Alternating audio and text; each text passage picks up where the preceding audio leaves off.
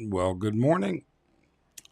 Our Philippine journey, Mike and Arlen, live stream from the Philippines on today is the 22nd of June, and it's 9 o'clock in the morning here.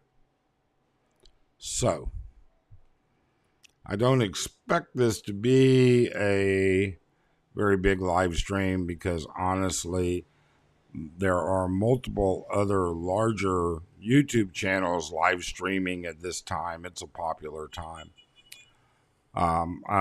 If you're first joining us, hey, that's great. Please consider to subscribe and hit that thumbs up as it really helps. If you're returning, hey, that's even better too. So I see we have two people in the room, probably my wife hidden off to the side somewhere. She's probably not paying any attention to it, which is normal. She's just got her iPad on. Um, she has all of the curtains for the three sets of sliding glass doors that go to our balcony. She has them all down this morning already, and she's washing curtains. And then later on today, we have to run to SM to pick a few things up. So it's an open discussion. Anything that you'd like, we certainly would be happy to respond with what we are capable of giving you a experienced and reasonable reply. Because some things we can't, basically, when we don't have any experience or knowledge of. We try and keep our things, live streams and everything else, to what we know. Good morning, Ruby. How are you? Hope you're doing very well. Bipolar. Good morning. Hope you're doing well. Also, it's nice to see Ruby in here. Looking forward to meeting up with her in July. Her and her husband are going to be actually staying right here in the same resort that we live in, and we're looking forward to it. That'll be between our visits with between my daughter arriving next week, which we'll be traveling through the Philippines with her for a couple weeks, and then Arlen's father's birthday in late July, which we'll be going to the province to visit. So, any particular topic of agenda for your live today? You know what, Ruby? No, we don't have anything in particular today. It's whatever somebody would like to discuss that other people seem to chime in on. So if you've got a topic you'd like to discuss, be happy to put it up there. Expat in the Philippines. Good morning from Applet. Good morning. I don't know where Applet is. Can you let us know? Uh, I'm sorry, don't always know all these places in the Philippines, even much. Bipolar says, I have gold and silver coins. How easy it is to say liquidate an American gold coin in the Philippines. Well, I would imagine, and this is just what I would imagine, that in some of your larger cities you may very well have dealers, but you'd have to look that up. Otherwise, I think you would pretty much get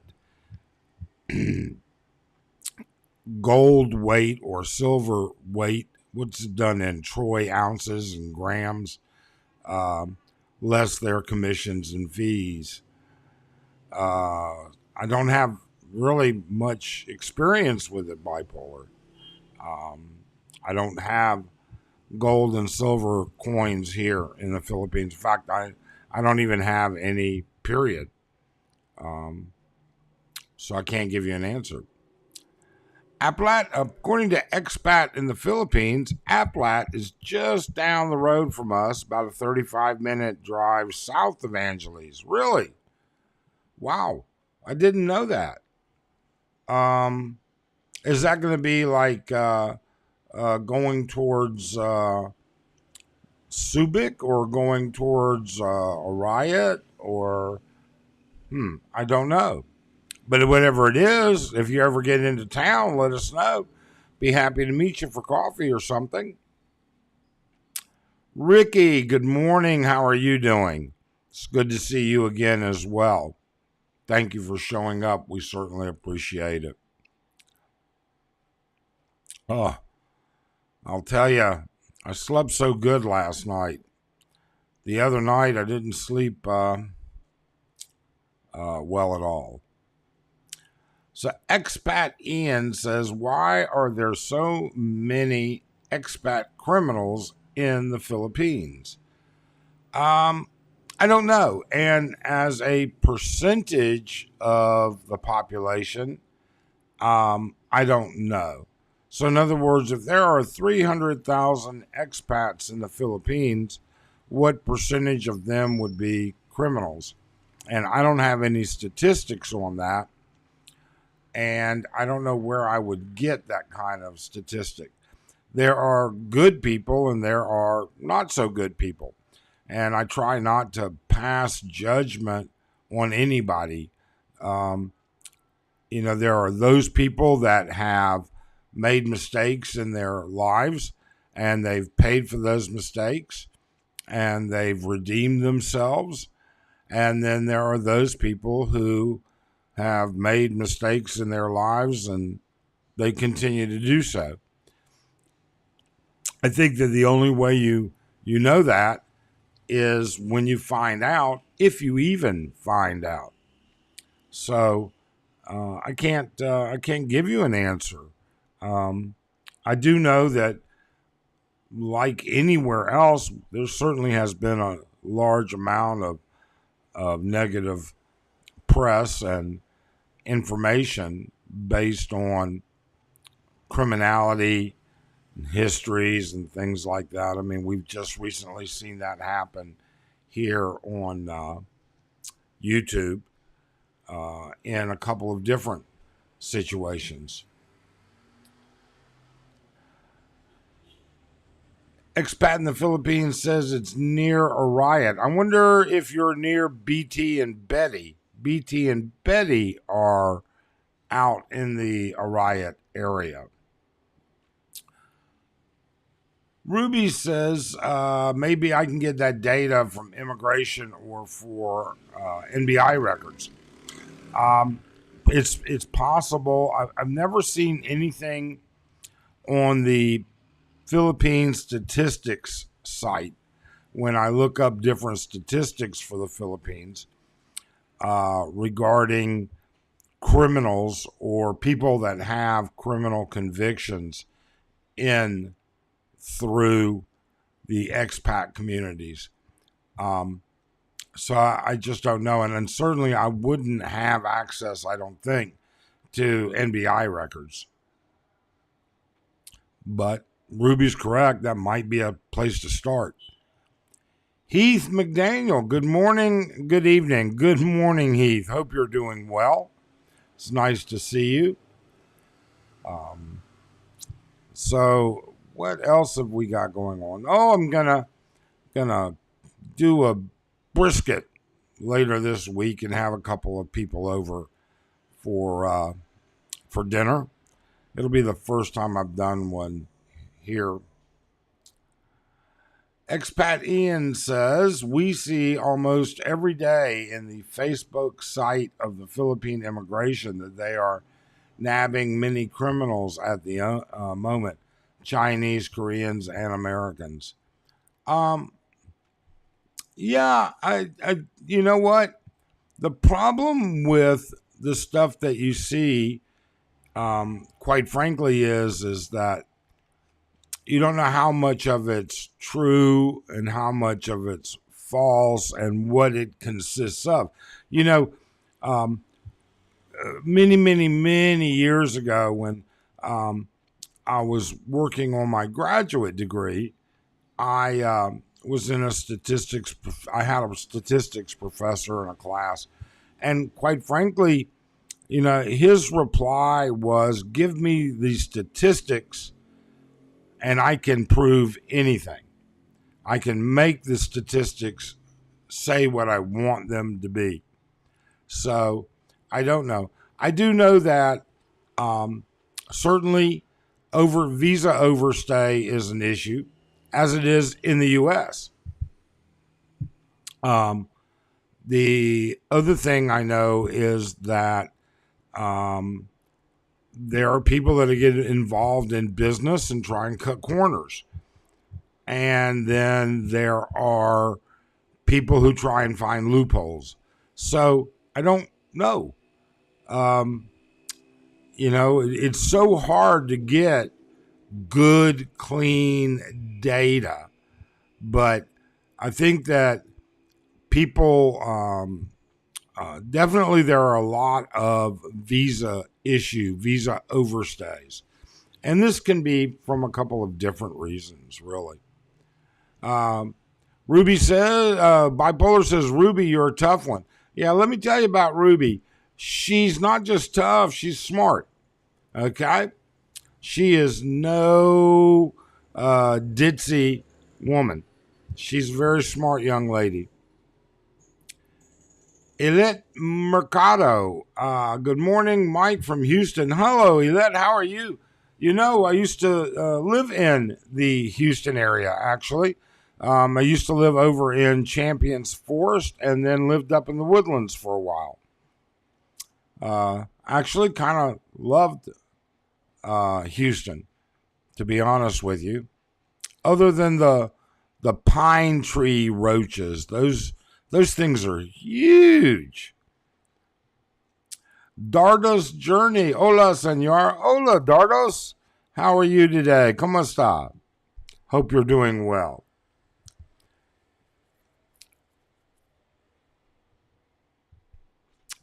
And then Heath says he's watching at the drag races, just tuning in where the cars cool off. Are you a big drag race fan? Heath, where are you? That's a big drag races are a big USA sport.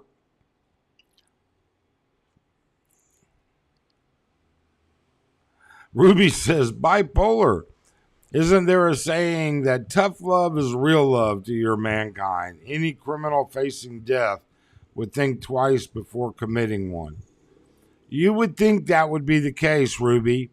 But we see people shoot people every day all over the world, not just saying here, there, or yonder. And doesn't seem like it's a main deterrent anymore. Yes, there are Bipolar. There are lies, there are damned lies, and there are statistics. Yes, and true. That's very, very true. It's an old economics saying, for sure. Oh, he's in Humble. Whoa, I remember Humble. I haven't been, other than passing through Houston for a conference or passing through Intercontinental Airport. I haven't been to Houston in 30 years. Oh, you know what? That's not really true. We actually drove through Houston a couple years ago when we finally taught Arlene to drive back in the U.S.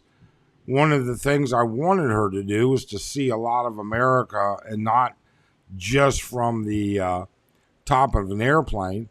And so we took a couple of months and we road tripped. We did a road trip where Arlene could drive, and she did drive a vast majority of it, practice for her. We drove from Phoenix, Arizona to Key West and back. Southeast Tennessee, take it there's not much of a car culture here. You know what? There's not much. I don't know if that's necessarily true.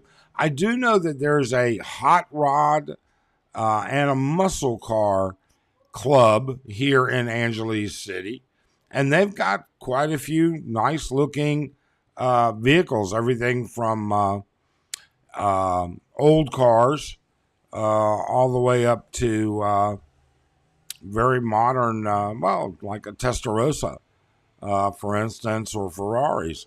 In fact, I think on the 27th of this month, they're doing something at SM, and Mark Savino, the creator of Candy and general partner of Candy, is actually going to have a couple of his cars on display at SM, and we're hoping to get down there and video some of that.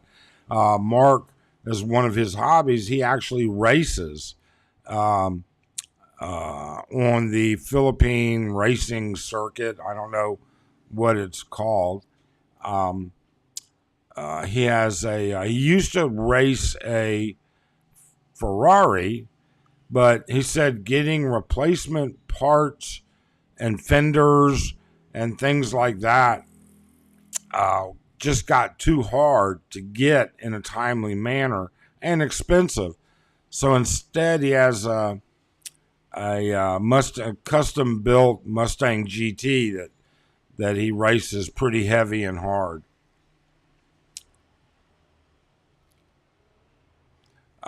And he says, nice, nothing wrong with that. Then probably make good content for you. You know, content is really a difficult issue. There's probably very few subject matter content that a YouTuber can put out there that has not been covered in some form or even in depth by somebody else multiple times. The things that stay most relevant, are going to be the travel items, hotels and renovations of hotels. There's always that going on. Business expansion, which I try to keep track of here in Angeles City. I don't know. We're not a big walking street YouTuber. We don't go down there, even once a week videoing walking street. It's just not something that I really find any being content with. And we know a lot of people down in that area. We don't live far from Walking Street at all. We could walk from Candy Palace to Walking Street in less than 15 minutes. We do go down there to eat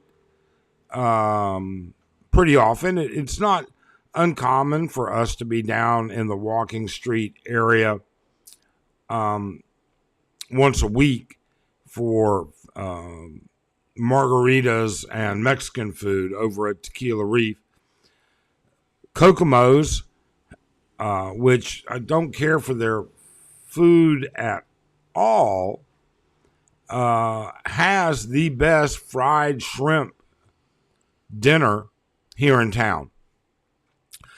And, the best is always a product of individual taste. But their fried shrimp are large. Their tartar sauce is good. And the batter that they bring it in is, or the batter they make it in is good. So we end up at Kokomo's once a week, once every other week. We end up at Tequila Reef once a week for margaritas with all of our friends. But we're not down there videotaping Walking Street per se. So, Gregory Jensen, good morning, Gregory. Did we buy our vehicle new? If you did you have to pay import tax on top of the sticker price? I'm assuming there was a import tax of some sort in there, but the sticker price would have included all of it, and it was not delineated. But there was talk at one time. Apparently, at one point in time, Toyota. We have a Toyota Fortuner, which is sort of like in America what would be a Toyota 4Runner, a little bit higher, less than a Sequoia, less more than a 4Runner. They're not cheap. I mean, it's not like you're getting any discount. Now, it's my understanding at one time Toyota actually had a manufacturing plant in the Philippines, and they were a little cheaper. I do know that you can literally buy a Ford F-150 in the United States cheaper than you can buy in the Philippines because they're not made here. And the Toyotas and other cars, there are other cars than Toyota. Many of them are manufactured in China, Vietnam, and Thailand. Thailand has a big Toyota manufacturing plant. So I'm sure there was some import built into that sticker price, and it was what it was. We bought that Fortuner based on the fact that parts are readily available. Service centers for authorized service centers are everywhere, and it is one of the most popular vehicles here because it's just a tank. It's rugged. So, that's why we bought it. That, and Arlen prefers to sit up high, and I don't know whether everybody here knows, but I very rarely drive. In fact, I shouldn't drive at all. My lower limb neuropathy in both of my legs, I have no feeling from about my calf all the way down. So I can't actually feel, even with a shoe or barefoot, the gas pedal and the brake. I have to kind of like drive by memory, and certainly can't do that in traffic. And really and truly, I can't remember the last time I really drove. It's been quite a while. Arlen does all the driving.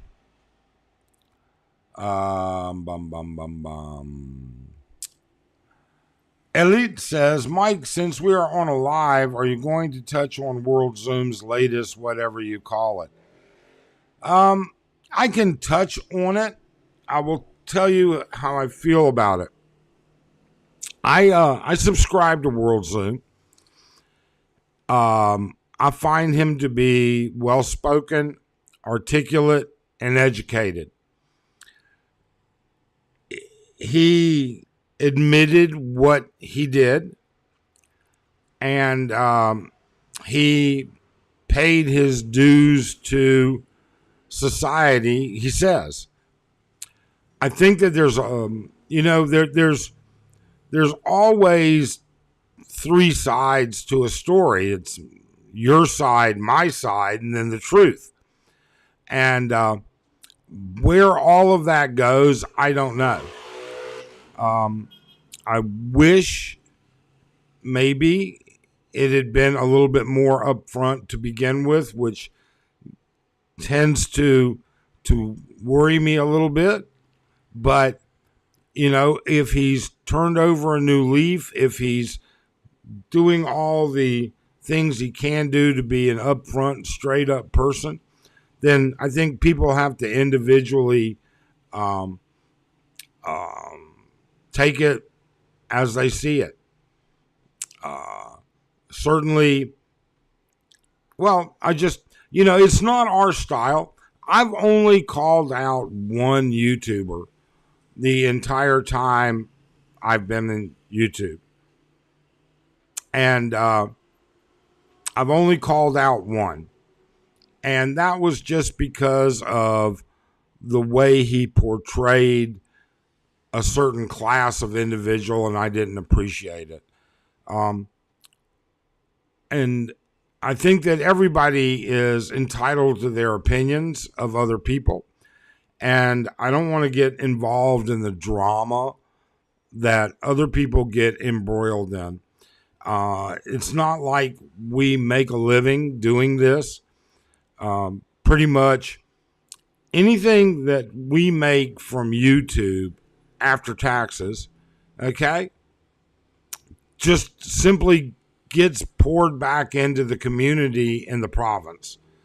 I don't push back a lot of charitable contribution stuff here in Angeles City because in the province where Arlene's family is from, the job situation is far worse than here, the employment situation.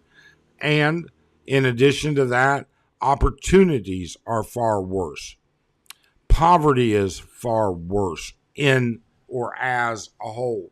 If you've never traveled to the real province, okay, if you've never seen how hardworking these people are and how happy they are with what they have, then it's something that you should obviously try and figure out. Forerunners are tough to tear up, Heath says. I don't know, Heath, but I will tell you, the Toyota, the Fortuner that we have is really been a tough beast. We're very happy with it. James, good to see you, James. Hope you're doing well.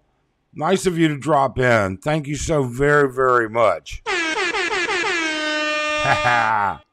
So many different things to play with. James says, I would just leave World Zoom alone. Everyone seems to be milking this guy for views. It's like kick him when he's up, kick him when he's down. Yeah, James, I agree with you. I think that's there are people that are already doing it. There are people that started immediately. I think it's good to know what's going on. I think it's right to pass judgment individually? I think it's difficult. I can see, who was it, Mark Thornton, that did what he did because he felt like he had been misinformed, I guess the best word for it, in his channel. But I haven't seen any grossly bad information come out of the guy. I haven't seen him say anything derogatory towards other people.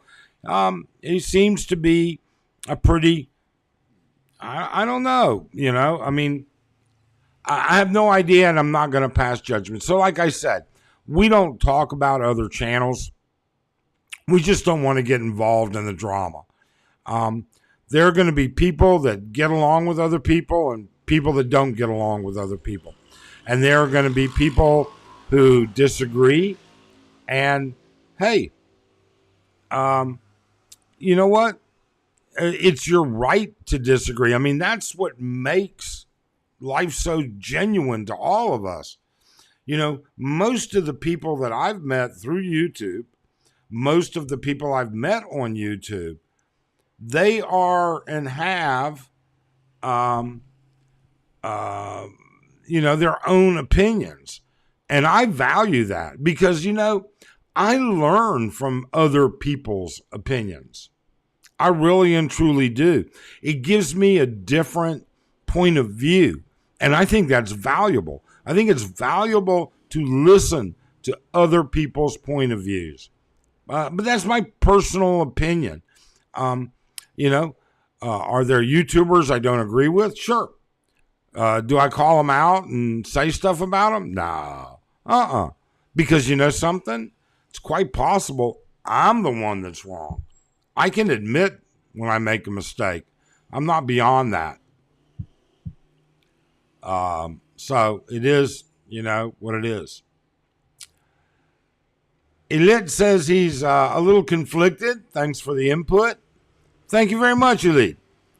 Like I said, it's just something kind of like the way we are. It really and truly is. There you go. Have a nice day. Good morning. How are you? It's good to see you here, back again. Mark's vlog was all about poor Mark's hurt feelings. Well, you know what? He's entitled to his opinion, I guess, I would say that if indeed somebody misrepresented themselves significantly, and I presented that to my viewers, I would feel embarrassed about it. But part of that would be my own fault too, for not looking into some stuff as best I could. But I certainly understand, just like I think I understand World Zoom's point of view. He paid his time. He admitted he admitted stuff, paid his time. All right.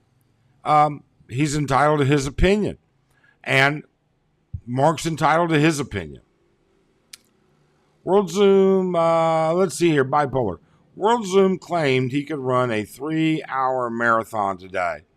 I know running and called BS on him and offered him a $5,000 wager. He went silent. I don't know. You can tell from looking at me, I don't run a marathon. In fact, I don't even run to 7-Eleven. In fact, to be honest with you, we have the Fortuner, the SUV, but we also have a little e-trike, and we use it to go up to 7-Eleven or JJ's or whatever. So, I don't know anything about it, but if it's right, it's right. If it's wrong, it's wrong. The sociopath. Nice to see you. I've seen some comments and things. Welcome. I'm glad to see you here this morning. It says, I have no issue with World Zoom. The bottom line is that sin is sin, and most of the vloggers who are attacking this guy have done some pretty morally heinous things. Yeah. I don't think any of us are without mistakes. I don't think any of us have not made mistakes, not done things that we regret. I know I certainly have. I agree. Should a person with a criminal background be able to get a visa to enter the Philippines? Expat Ian says. I think that there should be limitations. But you know something? That's not up to us to decide, because it's not our country. And it's up to the Philippine government and the Philippine people to decide. I think that there are limitations to what can be done. But that's just my opinion, really and truly. I would certainly say that there are definitely limitations of people I would want to associate with, but it's not up to the Philippine government to protect me from running into them. I don't know expat in the Philippines, what would be the line? Where would you draw the line? What kind of, if someone were convicted of, say, grand theft auto, would you say if you have a felony conviction, where would that line be? Where, just questioning where to draw it. There you go. Have a nice day. Mark needs to grow up and be a man. He has probably interviewed other felons. You know what? I think you're right. It's quite possible he has. It's very possible. There you go. Have a nice day. He didn't even have all the facts before he opened his mouth. She should have read the article so he could have at least correctly quoted the facts. I don't know. I only watched a brief minute or two of his vlog, and I just left it the way it is. He's not somebody that I don't watch Mark Thornton much. His style is not something that gives me a lot of interest. Not to say it's bad or anything like that. Just simply it's I only have a limited amount of time, so I can only watch so much. But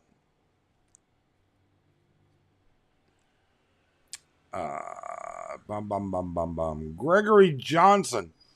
I don't know how you would bring up, oh, by the way, I'm a convicted felon in casual conversation. Seriously, how would you do that? That's a good point, Gregory. I don't know how you would do that. I don't know how you would do it, and I don't know whether it's necessary. Although I can certainly appreciate the fact that I would want to know who I'm interfacing with. BT and Betty, welcome. Howdy, howdy. How you guys doing? Mosquito Guy, Zoomer's a good vlogger. That's where I leave it. I'll continue to watch him. He's smarter than most as long as he's not making crap up. And I agree. Quite frankly, I know a little bit about his background only because of the field that he was in. And I actually am pretty sure I know the healthcare management company that he actually worked for that subcontracted him out. So, he is educated and articulate and well-spoken. He's a far better than a spoken person than I am. So, I think he just, I think what he does is he takes this as an opportunity to prove people wrong. And that's where I'll leave it. James says there are laws back home to keep you from getting a passport. It depends on the crime. Yeah, James, there are. And a felony conviction does not prevent you from getting a passport. Or let me rephrase that. There is a list. I don't know. I haven't seen it in a long time. But there is a list of what class or category of felonies prevent you from getting a passport. Bipolar says you can't travel to the USA with a felony. I'm not sure how that works, Bipolar. Because whatever is a felony in one country may not be a felony in another. I'm not sure how they deal with that. I'll tell you a funny story once I clear a couple of these comments about traveling with a felony. Not me, but actually my brother, which turned out to not be accurate. Ruby says, when you fill in the declaration and entering a country, there's a question about criminal records. If they choose to lie on that form, now what's the receiving country do if they don't know the facts? Yeah. You can't run a FBI or NBI check on everybody getting off on the airplane. BT says, maybe I've done my time. So expat says, for example, to enter Australia or New Zealand, I believe you have to fill out an entry form. And one of the questions was, have you been arrested or convicted for any offense in any country? Correct. And that is the way it is here in the Philippines as well. But if you say no, who's gonna prove you otherwise without a thorough background check, which they don't do? BT says, doing great. We're doing good. I have to go to SM today. Not looking forward to that. There you go. At Gregory Jensen, spot on. Expat Ian Ruby says, you are correct about Australia. And if immigration doubts your declaration, they will investigate further before letting you in the country.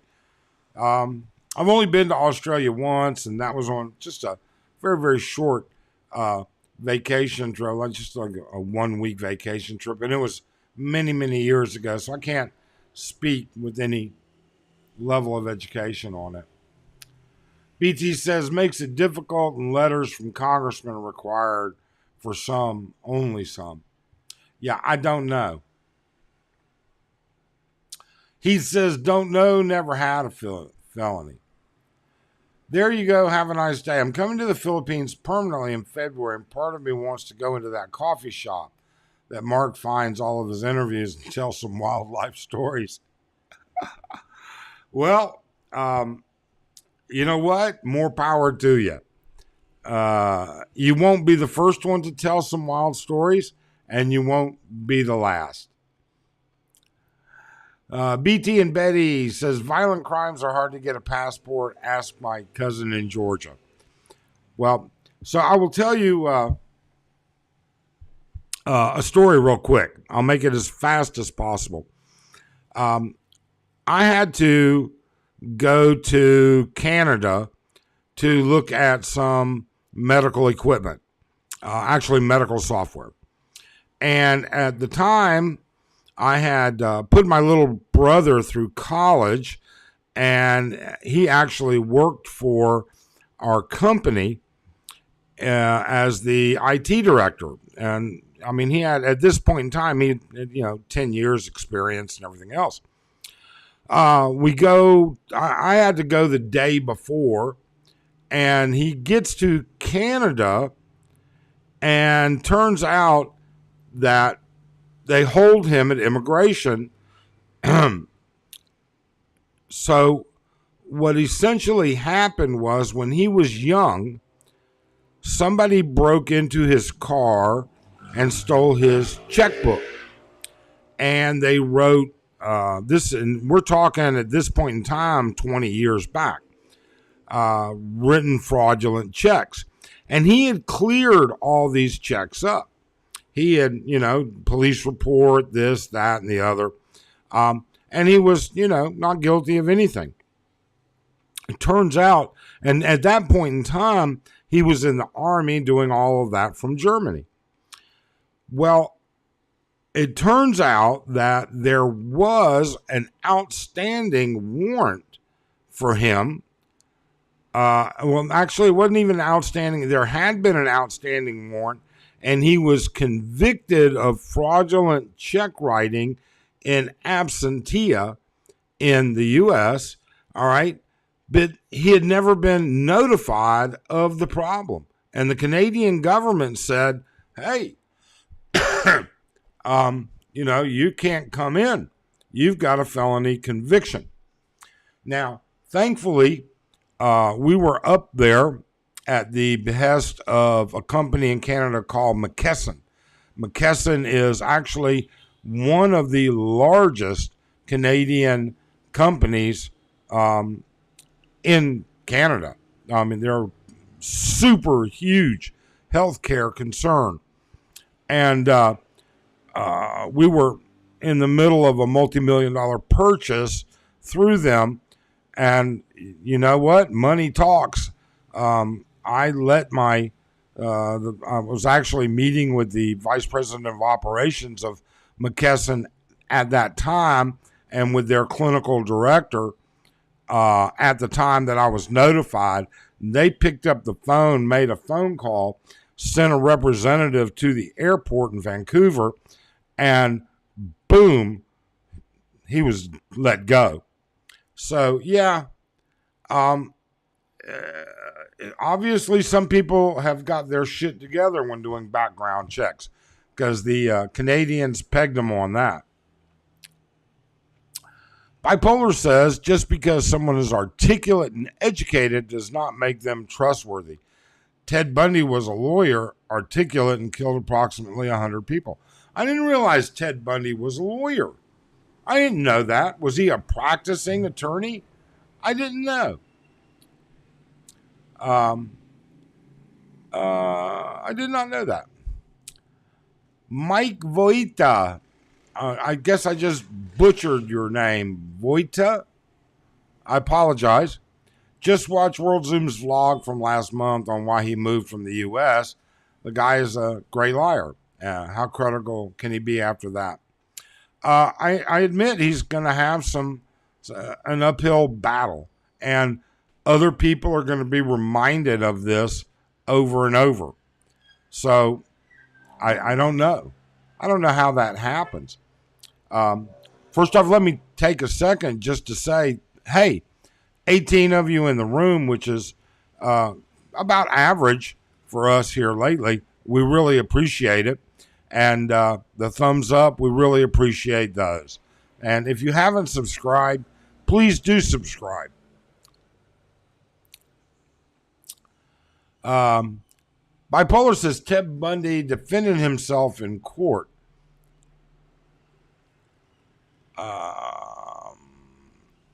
I don't remember that. I don't doubt it that he defended himself in court, but you don't have to be a lawyer. You can be an idiot and defend yourself in court. One of the few that got it right. Just watch. How credible can he be? Yeah, I don't know. But it's a different animal sometimes. Like I said, we don't comment a whole lot on other bloggers. We try and stay away from racism, politics, and drama within the YouTube community. That's something we try and stay away from because we just don't know that many people. I mean, we know a dozen YouTubers here in Angeles, but, that's just because we run into them. I go to breakfast a couple days a week at Tequila Reef, run into YouTubers down there. We run into YouTubers at restaurants and other places. And then there are YouTubers in Angeles that just come and go. So he says if you want to take that risk in court. Yeah, I know I would never represent myself in court. That's for sure. Bipolar says he's a lawyer 100, I'm assuming percent is that sign.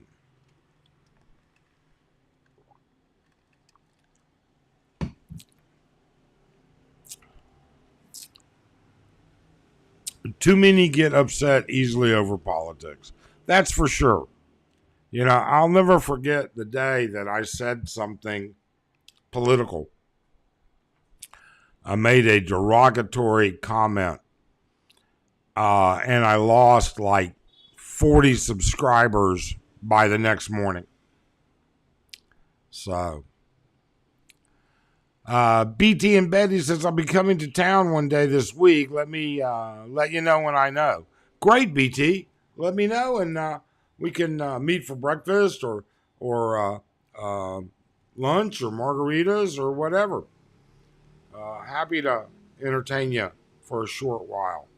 That's for sure.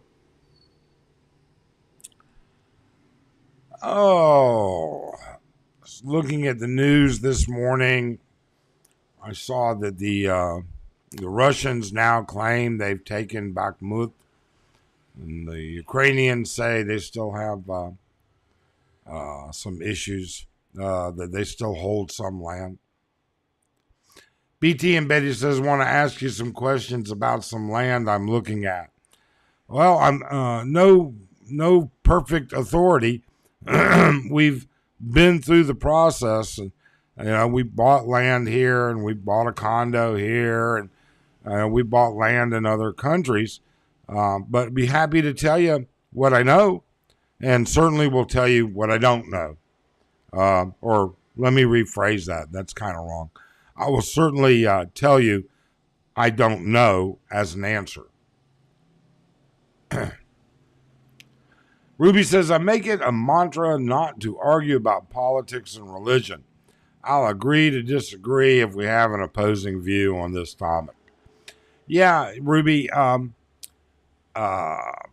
politics and religion are something that's just something no YouTuber can win, I don't think. There's just too many opposites and opposing opinions.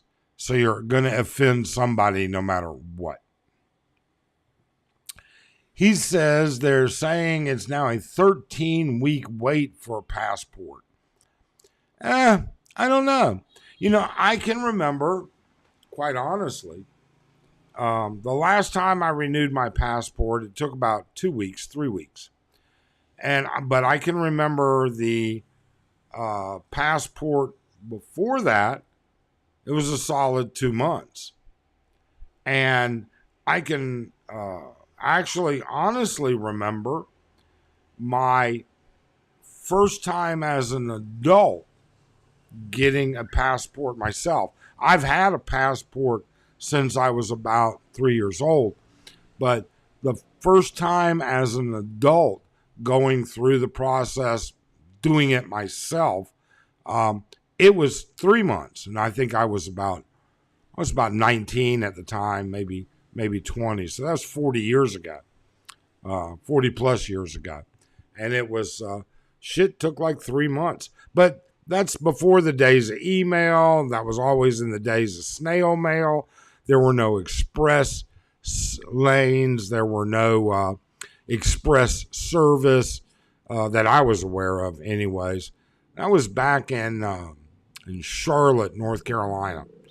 That's where I was at that time when I renewed it. So, but I do understand here, the issue that's really giving them a bunch of grief right now is driver's licenses. The plastic card that they print your driver's license on is in short supply. And we have some friends that got a driver's license about a week and a half ago. And that place told them it would be 6 to 8 weeks before they could get a permanent license. And they gave them a temporary 90-day license. So I think a lot of things, I think it's interesting that since the pandemic, a lot of the things that we took for granted was the ability for instantaneous results. Americans they live on instantaneous results. We, through arrogance or just habit, you can call it whatever you want, we expect something when we do it. You order something, you expect it to be in the mail to you and delivered when it says it's going to be delivered. You order food, you expect it to be at your table rationally timed. We waste so much. Since pandemic, manufacturing has dropped down. Supplies are somewhat limited. The workforce is more limited. People are trying to make up, businesses are trying to make up in volume for what they lost. and they're don't keeping supplies in stock like they used to. Don't get me wrong, there's still a lot available, obviously, but I think it's something that we all have to face. Ruby says prior to COVID, passports take 10 business days. During and after COVID, that processing time between 30 and 90. And she's referring to an Australian passport. Yeah. Like I said, I think it was about 2 weeks when we did it. Florida Man, hey, how are you? We're doing great. Hope you guys are doing well.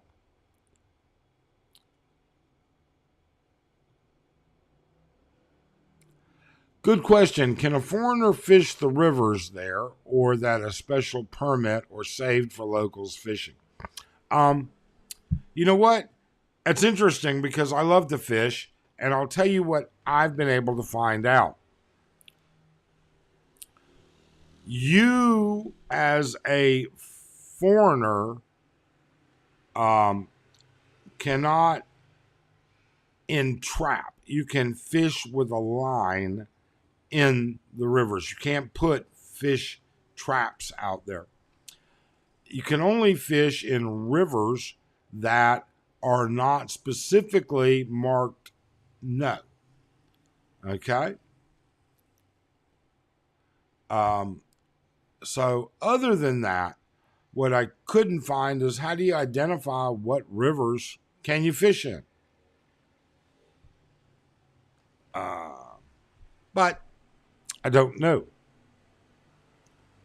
Ruby says that's what you call privileged people wanting everything done and delivered. Yes, Ruby. Yes. And I'm guilty of that. I mean, it is taking me years to come to terms with the fact of I can't have what I want when I want it. It's not the same as in America. JR. Focus on Asia joined us. One of our friends, JR, and his lovely wife. They don't live very far from us. He's remodeling his home, doing a great job. Looks really snazzy. I wish I had the ability to be that creative and as handy as you are. It's nice of you to drop in. Thanks, JR. Certainly appreciate it. Heath says I'm into fishing enough where I make my own soft plastic fishing baits. I got to be honest with you, Heath. I'm not a freshwater fisher person. Although, that's what I would be limited to down in the province. I used to fish offshore quite a bit and love offshore fishing. It was actually one of my biggest hobbies. But, I know nothing about fly fishing or trolling soft baits and stuff like that. I just don't know anything about it. Sai says, I've been waiting longer for first passport. Yeah, and that goes back to where I said, in the first one.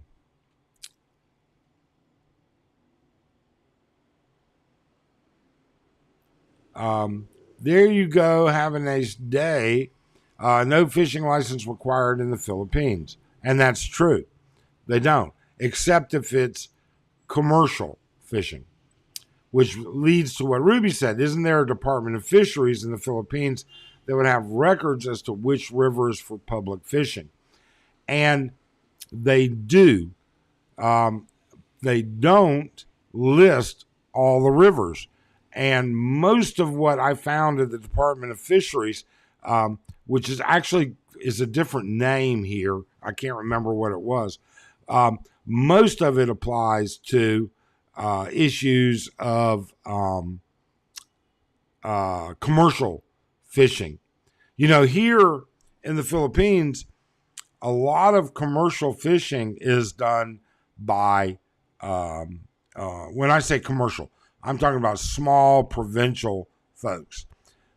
They either raise them in fish ponds or they use what they call a fish trap. They're wire boxes set up for that. In fact, that's how Arlen's father fishes. He has these wire traps and he puts them out every day and picks them up the next day. So that's how he does it. He doesn't fish, and to the best of my knowledge, he's never fished by hook and line. So there you go. Have a nice day. Paid $120, got my passport in 12 days. And that was probably through a expedited, paying for the expedited service that the U.S. Passport Service offers. He says you're more grouper, red snapper, bluefin, tuna, swordfish, snook. Yes, absolutely. I love grouper. I used to actually, at our place in Mexico, we had a spot about 50 miles offshore that had a 400-foot deep hole that was about the size of the diameter of half a football field. And, I mean, it was just broomtail, giant broomtail, 150, 185-pound groupers. And then on the ledge itself, 25-pound red snappers. And then we would go trolling for sailfish and marlin further down. JR says, in South Carolina, I did some lake fishing, but because they had landlocked stripers, good eating fish. Yeah. You know, we used to catch up in the Boston area. We used to catch stripers on the incoming tides. Expedite was a company in Denver. Okay, so you used an expedition. Yeah. We've heard of that. We've never had to use it, but certainly heard of the service where they physically actually take it to wherever they need to take it to and walk it through. Yeah, definitely heard of that before. We've never had to do it, but certainly have heard of it. Oh, man, it's going to be hot today, JR. It's going to be a warm day. I can see it already. There's no doubt in my mind. So, hey, Ruby, what's the weather? You're in Australia. What's the weather like there now? That'd be interesting.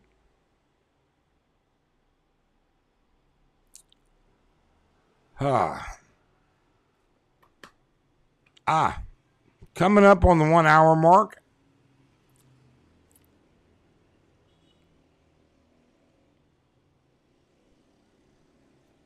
Ruby says it's $120 US is cheap. Actually, I think US passport, Ruby's $75, and then what he's talking about was an expedite fee of $120, and then in Australia, $218 for 5 years, and that's a transaction with not through the government. Boston. Oh, JR says I'm from Boston. Bluefish also big up that area. I used to go on cod charters. You know, JR, I used to go down to Fairhaven, where New Bedford is. And I used to love to fish on the dike that shut the Fairhaven Harbor off from the winter storms. And we would fish from that. And when the bluefish were running, they were monster big, number one. And number two, they were mean and great fight. Oh, I used to love to go down there when I had a weekend. I would go down there on a Friday afternoon, pick up everything I needed, all right, and then go park, bring my cooler, bring my snacks and all of my bait and everything else. And we'd fish for bluefish.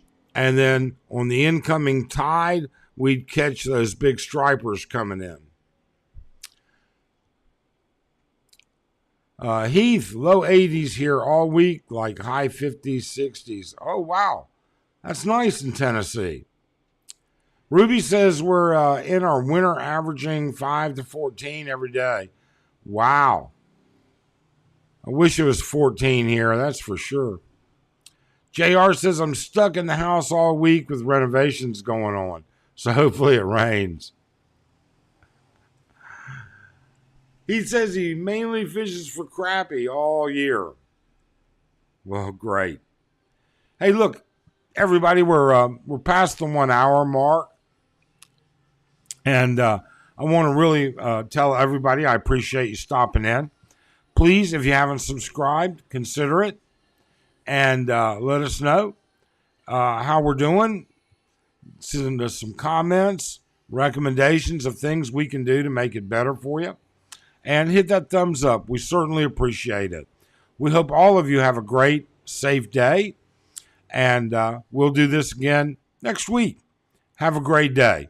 Thanks so much. Oh, dear. Had that blocked off. Couldn't get to it.